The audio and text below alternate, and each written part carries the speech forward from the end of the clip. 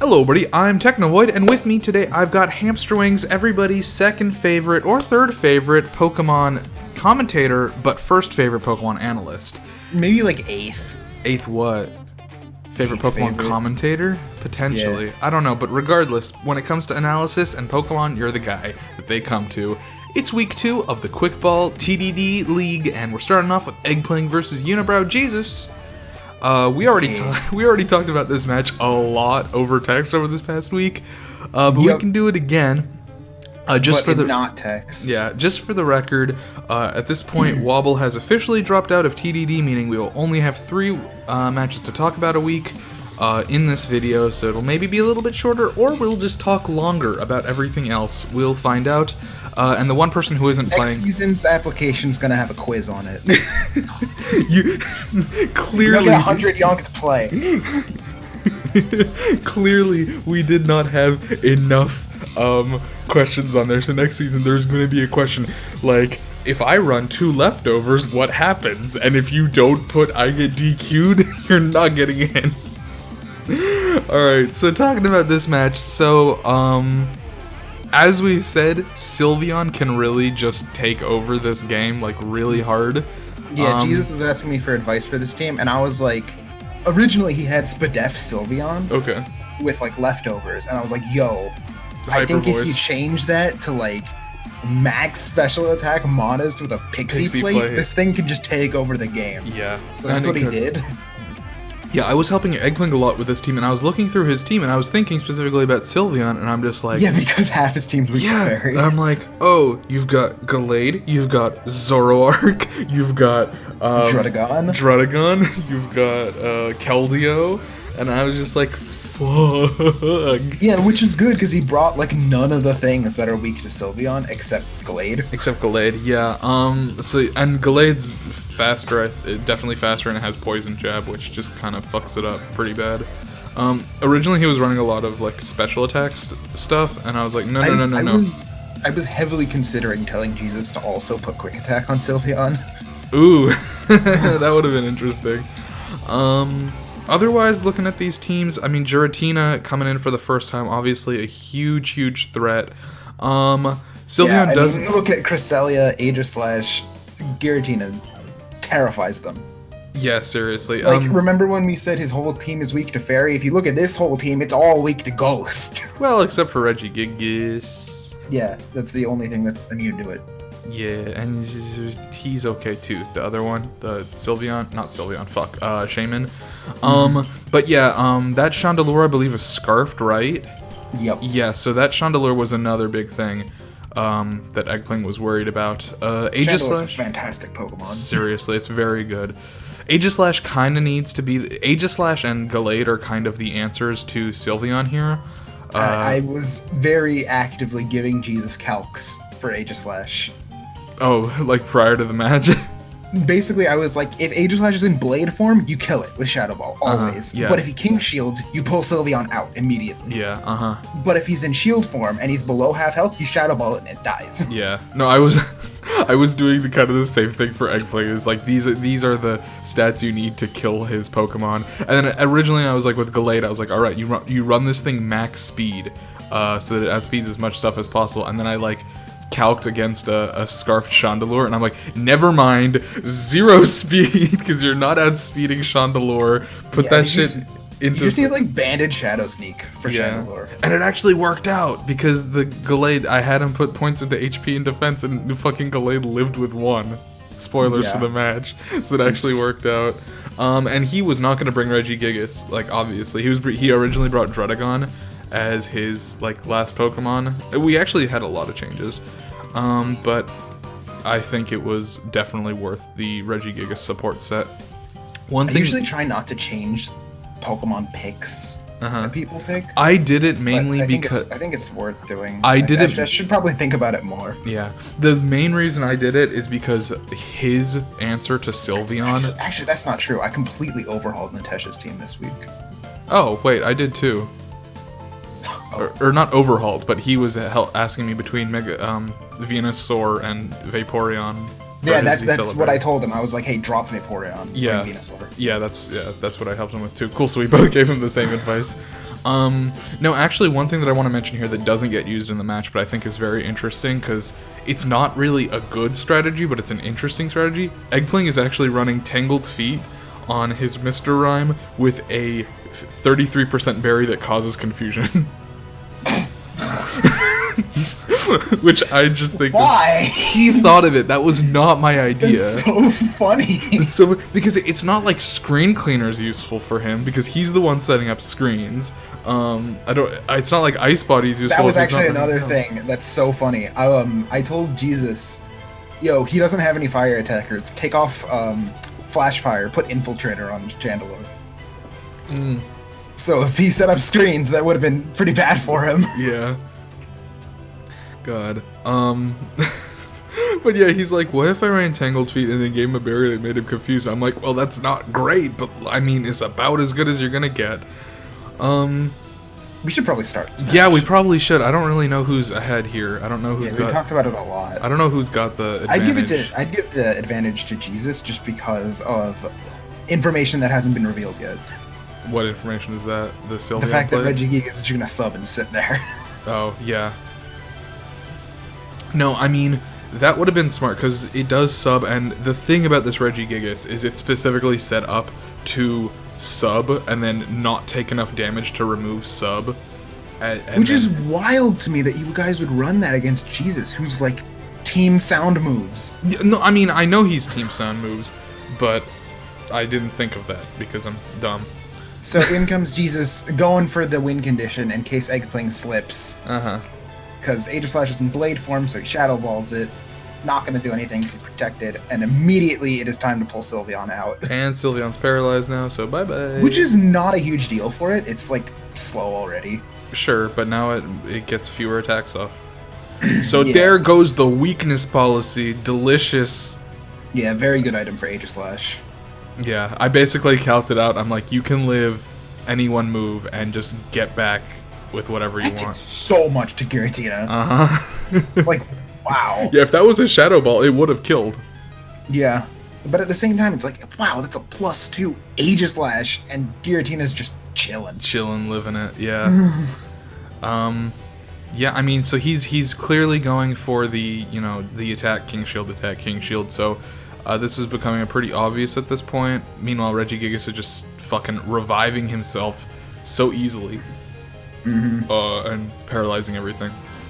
Switching out a Ghost type into a Ghost type, not ideal.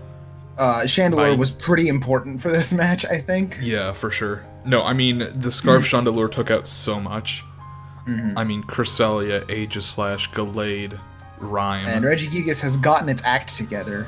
Yay, which means now it can use Return more effectively, and Knockoff is going to be doing a little bit more damage than it was before. Yep, Jesus gets a -1 from the King Shield.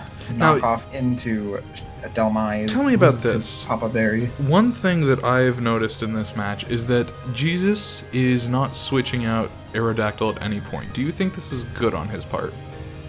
I think Aerodactyl is something that he wanted to die at this point.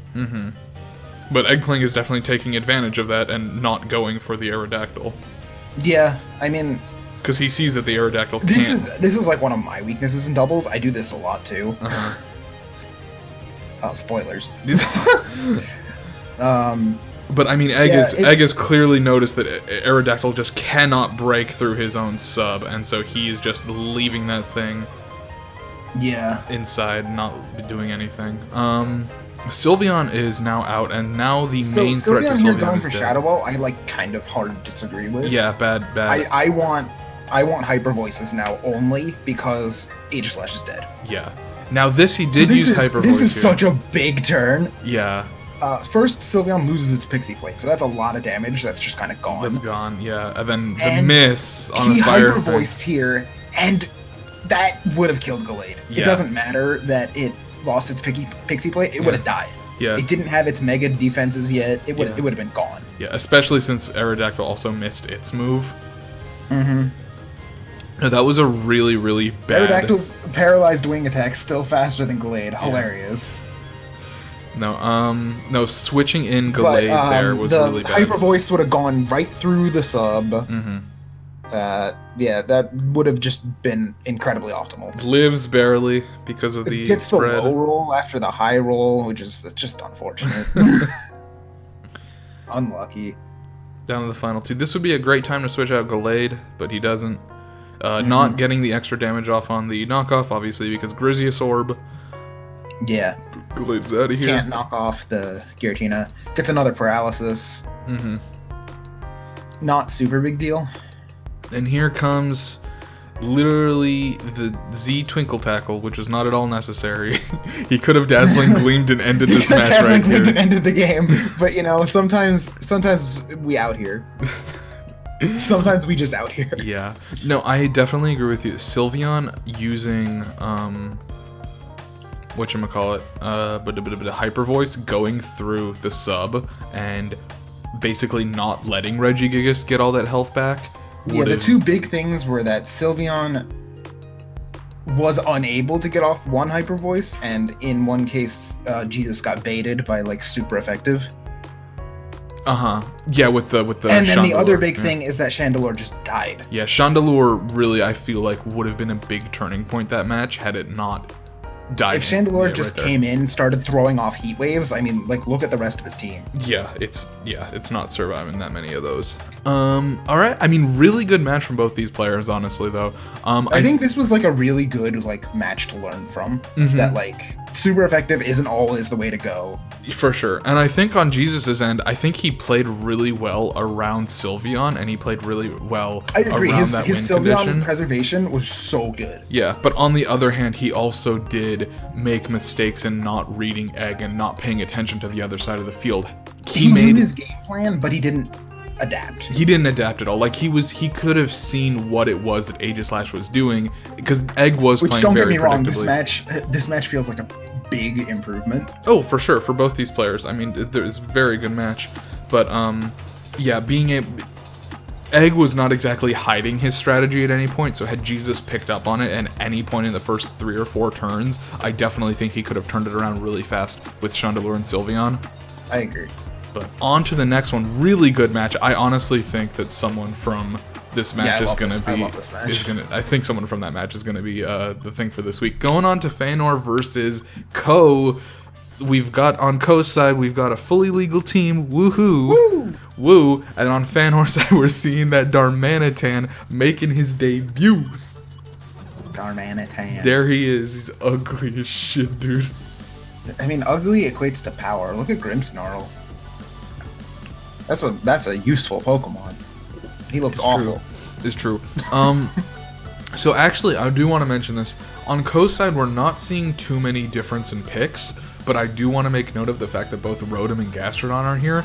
It's very smart in terms of team building for Ko, because Feanor does have that Scuffed Rain team going for him. Yeah, which he didn't bring at all. Feanor is not running any rain this week, which is very interesting. But I think that was good prep on Ko's part. Other than that, I mean, he's got his main 3, which I'm guessing we will see every week.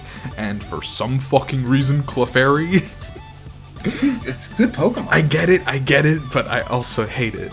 Coming on Feanor's side, we've got a little bit different here. Obviously, we've still got the Kyurem and the Duraludon, which makes sense. NFEs rise up. Yeah, seriously. Sableye. Rabombi and Rhydon, I think, are strange picks. I mean, again, NFEs rise up.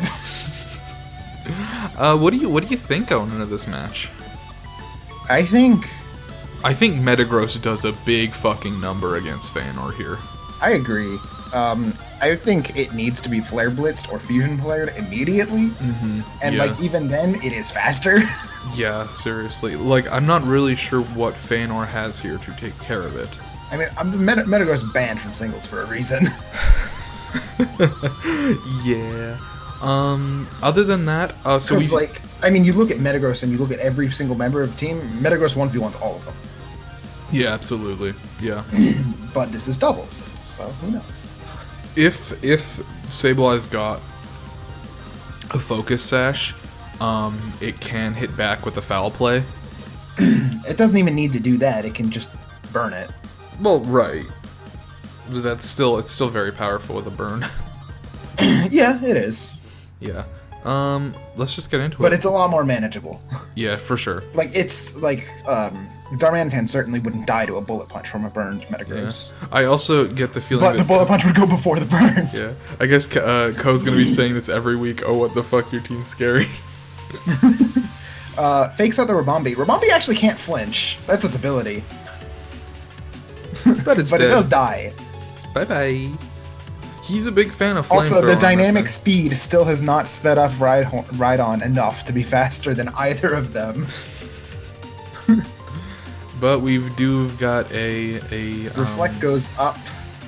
This is a very strong Darmanitan using that ability, the Guerrilla Tactics. It's hitting very hard, even through the Reflect. Dude, I mean, it hasn't hit anything yet, but like, it's gone. Bye. There's a Reflect there. That's Como. Oh, Como's defensive. It died, and there was just a Friend Guard too. Shit, man. Okay, now this is big. This is big because... Yeah. Okay, I 100% agree with pulling Darmanitan out there. Yeah, because the bullet punch just would have annihilated it. It goes to the Meteor Mash. Sableye lives and leaves. Which makes sense. So Drill Run probably not doing it probably as much as Feanor was hoping. And now Clefairy is doing what it does, protecting its friends while also healing them. Which is Cancer Pokemon. Terrible. God, Life Orb, ooh. Doesn't actually have Life Orb. I think it has like Assault Vest or something. Yeah, it has an Assault Vest. Metagross gets the scary attack boost. That's so unfortunate. After that resisted hit did over half. Yeah. Gonna go for the Meteor Mash, just immediately take it out, no problem. Gets another attack boost, no big deal. Boost. Well, it's actually a very big deal as a matter of fact. No big deal. We actually, we're going for a power-up punch. This is not Meteor Mash. This is power-up punch. Metagross goes basically back to full. Yeah, what a horrifying combo. The Feanor says, "What the fuck?" And understandably so. The Rock Slide is really not a good play here because it can't do enough through this Reflect to do enough damage that it can't be healed immediately. Goes to the Brick Break. I'm sure Feanor wishes he had Brick Break right now to break that Reflect. Mm-hmm. How many turns is it up? 2 more turns because fucking Grimmsnarl's got the Light Clay. But goes to the Flare Blitz on Rotom, takes it right out. Darmanitan don't care about Reflex. Yeah. Who needs it actually? Just Darmanitan just breaks it. Now I do want to mention on this turn, Feanor does have a really good play here that no matter what happens on this turn. Actually, wait, he's about to get a second Pokemon. Never mind. I was gonna say, because he only has the one Pokemon out. Goes for the switch there. I guess he's expecting him to go for the Bullet Punch on that, which makes sense. He faked him out, which makes a lot of sense. That was actually a very good call. Okay, recovering there instead of foul playing maybe would have because I think he considers Darmanitan the more important win condition because it's faster than Metagross because it's scarfed. Sure.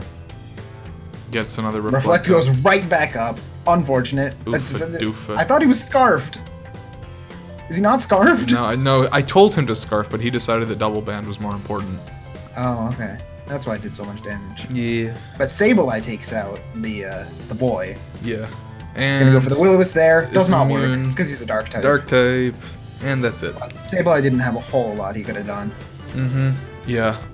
So yeah, just for people who are wondering, Prankster does not work on Dark types. Yep. So the move just fails. Yeah, I get the feeling we are gonna have a lot of those moments in Quick Ball, just because a lot of these players I forget about that. Yeah, no, but I don't just mean about that. Like this next match, we have another similar thing about forgetting an ability, and it's like, I feel like I hope that the Quick Ball folks are watching these videos, so they are learning. It'd be better if they knew before, but like at least after the fact. Also, I really don't like that Grimmsnarl just looks like sunburned. He's sunburned albino. Oh my god, that's a YouTuber, man. But yeah, Feanor was definitely coming into this match with a disadvantage. That Metagross, it hurts. Mm-hmm. I think if anything, he possibly should have run Rain, but then he would have had the added consideration of dealing with Gastrodon. Yeah, for sure. Which Gastrodon did come, but it didn't come into the match. Yeah, but it was there for Rain. Yeah, which it didn't need to deal with yet. No, it does not surprise me at all that Metagross already week 2 has already taken the top of the MVP ranking by a country mile. Absolutely not. That makes absolute sense. Like, first place, 7 kills. Second place, 4 kills. It's already 3 ahead of everybody. Yeah, Metagross doing what Metagross do. Finally, we've got poststructure versus Lazadin, and this match is interesting in that you haven't watched it, so let's get your opinion here. Yeah. I mean, both people are bringing exactly what I thought they would. Mm-hmm. Yeah. I do know that, like, even if I didn't necessarily know, I'm looking at Bronzong, and I'm like, Bronzong? Bronzong. But I know Lazadin's running Trick Room, which is, like, it's just a big mix-up. Yeah, and it's very dangerous against Stack Attacka. Yeah, Stack Attacka can take over the game in Trick Room. And Mega Lucario has priority for both of its stabs, which it also gets adaptability for. It gets both the punch and the bullet punch and vacuum wave. Bullet punch, vacuum wave, extreme speed. It gets a lot of priority. Yeah, 2 of which are adaptability boosted. So like, yep. It's gonna take some shit. I like that he's bringing both his megas. I really do. I think that is very smart. Yeah, especially with Diancie can actually just carry Trick Room, and without megaing, it's more defensive. Yeah. Volcanion is a great choice here. I love Volcanion here. Indeed. That's one of the things I told Lazadin about. I'm like, he could run slow Volcanion, and that would be horrible for you.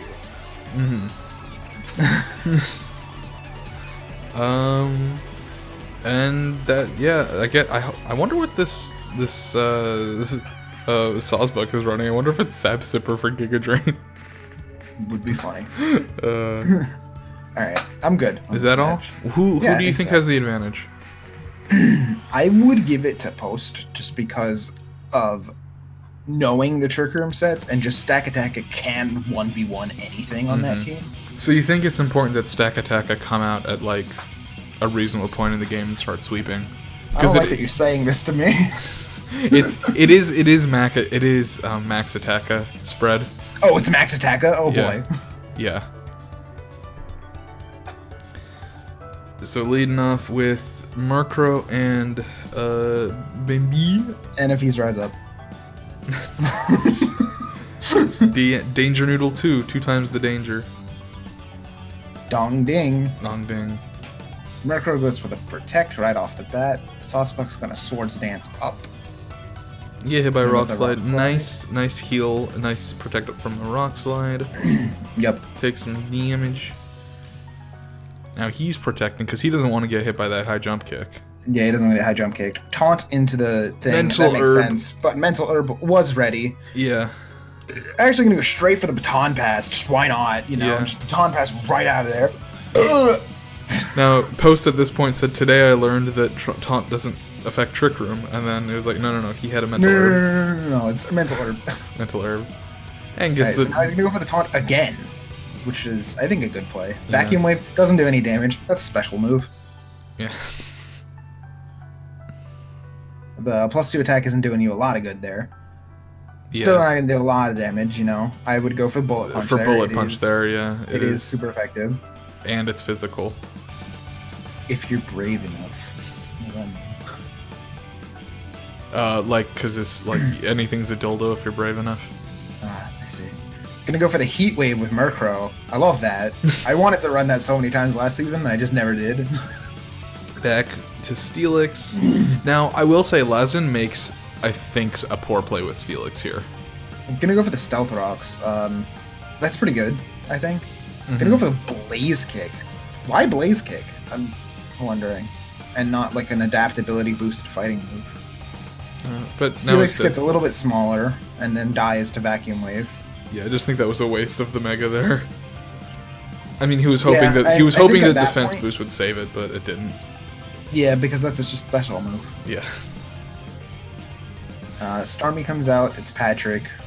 Yeah, which is not great. It does have Ice Beam, which is good. But I really, I mean, at this point, there's not really. Well, bye Bronzong. So long. Yeah. So, really doing something. Lazadin is not quite out of Trick Roomers yet because he still has Diancie. But out comes Excadrill. It is Sandstorming, but he is a Trick Room team, so Excadrill's not actually fast. Yeah, it goes for the Scald by accident, gets the boost. Storm Drain. And now Excadrill is going to Earthquake and do lots of damage. Yeah, I think on this turn that was a big mistake from Post going for the tanky Pokemon instead of the Excadrill right there. Could have Blaze kicked the Excadrill and killed it before it did anything. Yeah. I think that was a pretty big mistake, because at this point... it is possible that he thought he would take out the Cordilli with Vacuum Wave, and then Scald would be able to go into Excadrill. Mm-hmm. But Rain Dance goes up. He used Vacuum Wave before. Eruption. That's not a good idea. This is going to give more Storm Drain. And... Excadrill performs a team kill. Bye-bye. And now I assume T-Tar is going to come out, set the sand right back up, give Excadrill back its Sand Force boost. No. And now it's gone. But Excadrill lives that because it's spec'd into Trick Room, so it has more HP. Yes, indeed. And now everything's dead. Everything's dead. Trick Room is not actually up in the moment, so Stack Attacka not going to enjoy coming out here. Yeah. Will probably die in one hit. Not running Air Balloon. I definitely told Lazadin that it's probably running Air Balloon. It's not running Air Balloon. Yeah, it was running Shuka Berry. Also makes sense. But I would have run Air Balloon would have been better, I think. Yeah, so Excadrill kind of just took over that one. Yeah, I think some unfortunate mistakes. Yeah, but... I think the double Storm Drain was a mistake, and I think the thing is, Post had earlier in the match used a Vacuum Wave on the Cordilli, and he saw that knew it didn't do enough damage. Yeah, he saw it did about 20%, so for going for that again, I think was a mistake. I definitely think going for the Blaze Kick there on the Excadrill. I mean, hindsight's 20/20, of course, but I think taking out the offensive one. Plus, at that point, he didn't know Excadrill was slow. That's true. So he may have thought he wouldn't have gone before it. Although its name is Gotta Go Slow. Wow. Nicknames don't always reveal everything. I know, like Life Orb Uwu. Yeah, exactly. I'm just saying. I mean, I still think this was a good match. I think Post definitely made some unfortunate mistakes throughout. Going for tanky mon instead of an offensive mon. Generally, I mean, especially in doubles, a lot of people make this mistake. You just go for the one that can't hurt you as much. Yeah, except that that mentality always gets called into question when Clefairy comes out and ruins everything. Well, okay, Clefairy is an exception to every rule in existence. I want to die. I don't know who I want to give it to. It has to be either Eggpling or Jesus. I agree. They both played well. Yeah. Egg did win, and his Regigigas was good. It's tough. It's tough because they both played well but they played well in different aspects, I think. Yeah. So like they both made some pretty big mistakes. UnibrowJesus not going for the Pixelites when he needed to, and Eggpling just fucking bringing in a Gallade in the middle of a turn against a Sylveon was a big fucking error on his part. I don't know. I don't know, man. It's hard. It's hard, David. What did we do? Who got it last week? Lazadin. Okay. I don't know. Flip a coin. I don't have. They both played really well. Okay, I'm gonna give it to Eggpling for the Twinkle Tackle. Okay, that's fine. I mean, look, both these players played extremely well. We have to do a thing. Okay, heads or tails, who's who? I don't know. This is a bad way of doing this, but let's just pick Eggpling. You already said Egg. Okay, it was tails. I'm assuming tails is Eggpling because he wants to fly high and go to the heavens and meet his lord up there. And Jesus is the Lord, so he's already up there, which means that Jesus was in fact heads. So Eggpling is our Quick Ball Week 2 MVP. Congratulations, Egg. You made great use of Regigigas. I mean, seriously, Regigigas really, like... sucks. Well, yeah, but I was gonna say... I was gonna say Jesus really wasn't prepared to fight Gigas in any manner. Like, he just did not expect it to come. He did not prepare for it. And okay, no, actually, I actually definitely want to give this to Egg. It is not up to question anymore for me, because Egg, I feel, was at a really big disadvantage this match, and the fact that half of his team was weak to what Jesus had. So even in the team building stage, I think Egg's just had the better thing. UnibrowJesus was playing to an already existing win condition, whereas Egg had to create a win condition for himself. Yeah. So I am giving it to Egg this week. So congratulations, Egg. We'll see you all next week. Click here in the middle to subscribe, please. I'm begging you. Over on the left? Yes, over on the left for the Timer Ball Week 2, and over on the right for Quick Ball Week 3 if it is out. We will see you all then. Bye. Deuces. What? People used to say that instead of goodbye. Why? In 2012. Why? I don't know. You know what happened in 2012? It was better than now. Coney 2012, baby. Better than COVID 2020. Oh shit, you right.